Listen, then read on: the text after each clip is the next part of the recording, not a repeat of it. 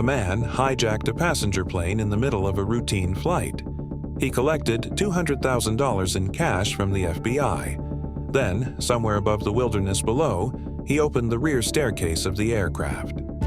What happened over the next few hours would leave investigators searching for answers for decades.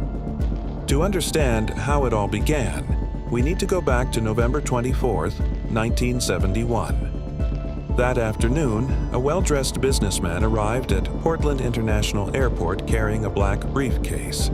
He appeared calm, ordinary, and completely unremarkable. The man approached the ticket counter and purchased a one-way ticket to Seattle.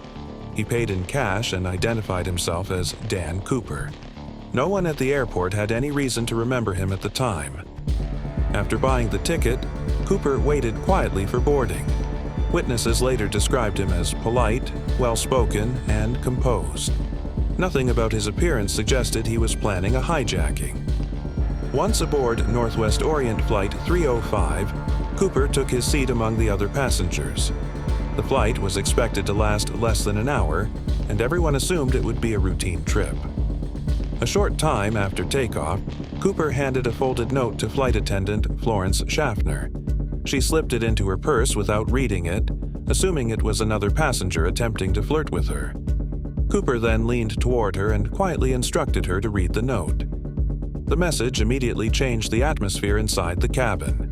Written on the paper were the words, "I have a bomb." To prove he was serious, Cooper opened his black briefcase. Inside were wires, red cylinders, and what appeared to be an explosive device. Whether it was real has never been confirmed, but at that moment, nobody was willing to take the risk. The flight attendant quickly informed the cockpit. As news spread among the crew, the pilots realized they were dealing with a genuine hijacking. Despite the situation, Cooper remained calm and polite throughout the flight.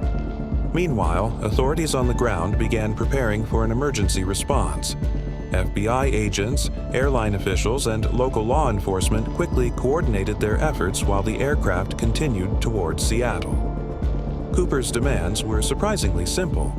He wanted $200,000 in cash and 4 parachutes.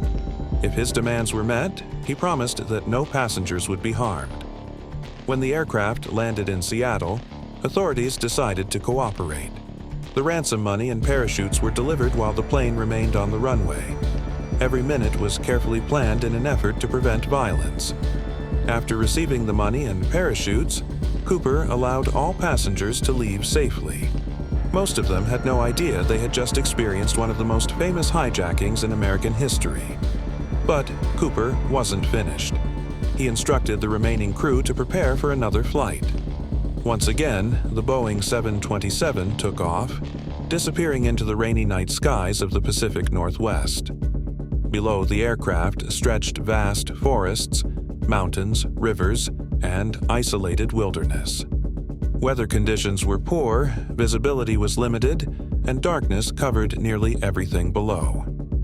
At some point during the flight, a warning light appeared inside the cockpit. It indicated that the aircraft's rear staircase had been activated. The crew could do little except continue flying and follow Cooper's instructions.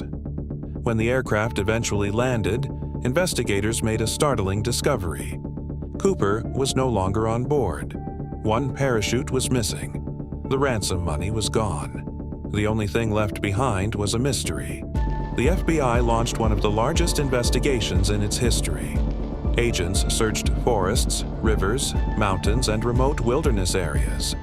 Hundreds of suspects would eventually be considered, yet none could ever be conclusively linked to the crime. Years later, a small portion of the ransom money was discovered buried along the Columbia River. It was the first significant physical evidence connected to the case, but it only deepened the mystery. More than 50 years later, nobody knows exactly what happened to the man known as D.B. Cooper.